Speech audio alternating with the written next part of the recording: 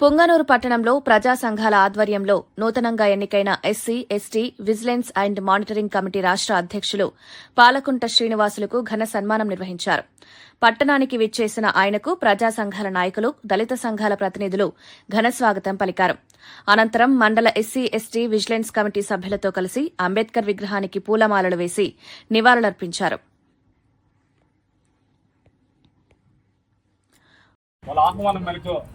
నూతనంగా ఎన్నికబడి SC, ST, vigilance monitoring committee రాష్ట్ర అధ్యక్షుడిగా నూతనంగా ఎన్నిక నేపథ్యంలో ఈరోజు పుంగనూరు చేయడం జరిగింది.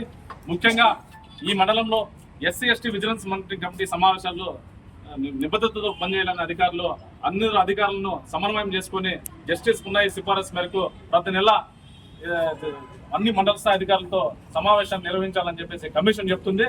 అదేవిధంగా ఎస్సీ, ఎస్టీ అభివృద్ధి కొరకు, అట్రాసిటీ నివారణ కొరకు ఏదైతే జస్టిస్ పున్నాయి కమిషన్ సిఫారసు చెప్తుందో ప్రతి నెల చివరి వారంలో పౌర హక్కుల దినోత్సవం, సివిల్ రైట్స్ జరపాలని చెప్పేసి కమిషన్ చెప్తుంది.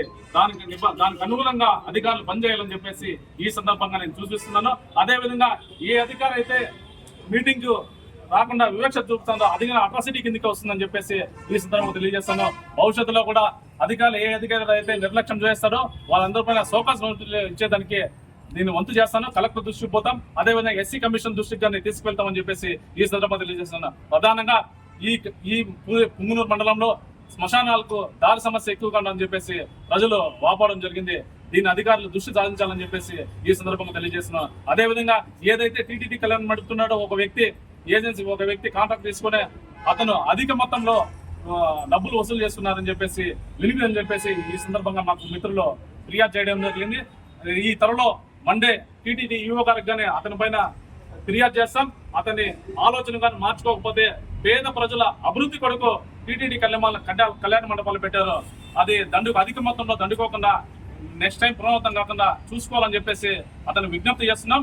లేని పక్షాన అతని పైన శాఖాపరమైన చర్యలు తీసుకునేదానికి ఈఓ గారి దృష్టికి కానీ మేము తీసుకెళ్తాం.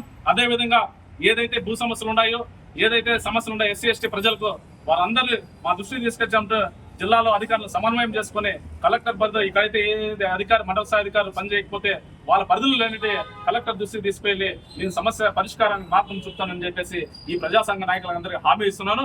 అదేవిధంగా ఏదైతే జిల్లా స్థాయిలో లేని పక్షాన సమస్యల పరిష్కారం కానీ కదా ఎస్సీ కమిషన్ దృష్టికి తీసుకెళ్తాం. త్వరలో ఎస్సీ కమిషన్ చైర్మన్ గారు కానీ పుంగనూరుకి రప్పించడానికి కృషి చేస్తానని చెప్పేసి ఈ సందర్భంగా తెలియజేస్తున్నాను. జై భీమ్.